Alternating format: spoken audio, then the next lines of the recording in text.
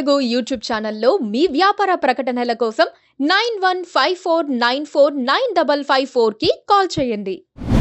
దేశ రాజకీయాల్లో 2024 పార్లమెంట్ ఎన్నికలకు ఓ ప్రత్యేకత ఏర్పడింది.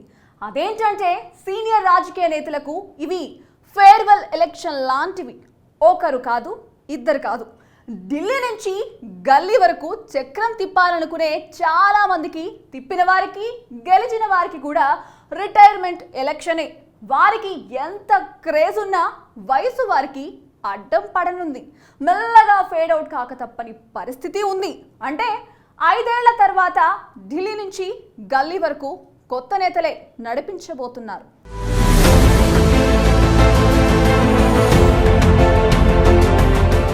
రెండు 2024 సార్వత్రిక ఎన్నికలు పూర్తయ్యాయి. ప్రభుత్వాలు ఏర్పడ్డాయి. గెలిచిన వారు పాలనలో పడ్డారు. ఓడిన వారు నెక్స్ట్ ఎలక్షన్స్ గురించి ఆలోచించడం ప్రారంభించారు. అయితే చాలామంది ఊహించిన విషయం ఏంటంటే కీలక నేతలంతా వచ్చే ఎన్నికల నాటికి ఫేడౌట్ అవబోతున్నారు. దేశ రాజకీయాల్లో ఇప్పుడు అత్యంత కీలక నేత ఎవరు అంటే టక్కున వచ్చే సమాధానం ప్రధానమంత్రి నరేంద్ర మోదీ.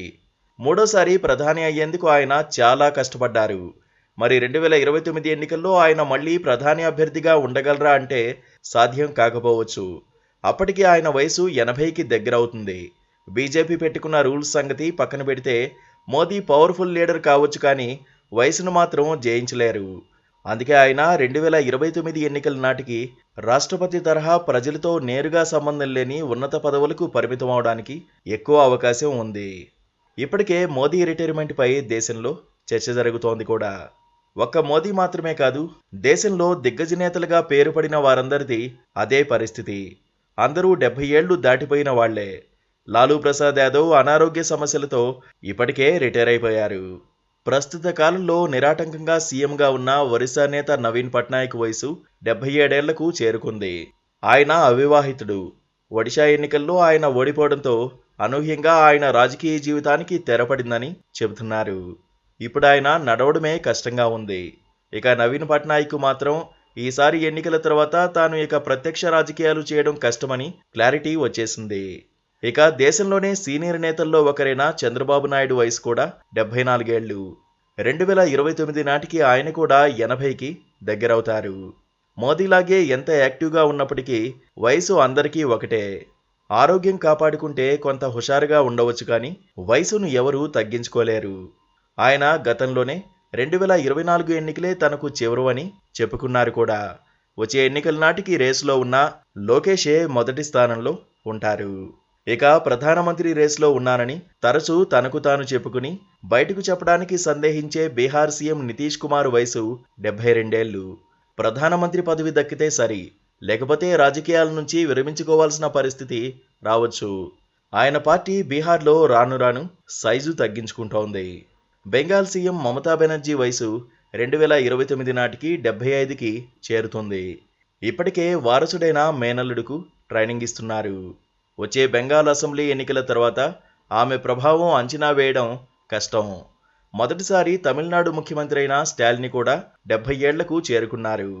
2029 నాటికి ఆయన కూడా 75 మార్క్ దాటిపోతారు. ఫరూక్ అబ్దుల్లా లాంటి వారు ఇప్పటికే స్లో అయిపోయారు. మాయావతి సంగతి చెప్పాల్సిన పనిలేదు. అయితే ఉత్తరాది నుంచి దక్షిణాది వరకు దేశ రాజకీయాల్లో దశాబ్దాల పాటు చక్రం తిప్పిన నేతలంతా వయసు కారణంగా మెల్లగా వెనక్కి తగ్గి కొత్త తరానికి అవకాశం ఇవ్వక తప్పని పరిస్థితి ఏర్పడుతోంది. ఈ అవకాశం అందిపుచ్చుకోవడానికి కొత్త తరం రెడీగా ఉందా లేదా అన్నది కీలకం. తనకు కూడా ప్రత్యామ్నాయం చూపించేవాడే అసలైన నాయకుడని ఓ సూక్తి ఉంటుంది. ఇప్పుడు రిటైర్ అవబోతున్న నేతలు అలాంటి ప్రత్యామ్నాయాన్ని దేశానికి అందించారా లేదా అన్నది మాత్రం స్పష్టత లేదు. ఎందుకంటే రాజకీయ నేతలు తమకు ప్రత్యామ్నాయం ఉండకూడదని, తాము మాత్రమే లీడర్లుగా ఉండాలని ఇతరుల్ని ఎదగనీయరు. అది వారికే కాదు, దేశానికి కూడా ఇబ్బందే. యువతరం అంటే వారసులే అన్న భావన ఉంది. కానీ నేటి యువతలో కొత్త తరం చాలా వేగంగా రాజకీయాల్లో ప్రభావం చూపుతోంది.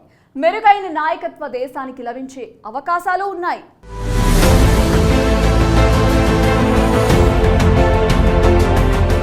Please subscribe to Please subscribe to KTV Telugu. KTV Telugu KTV Telugu. KTV Telugu channel.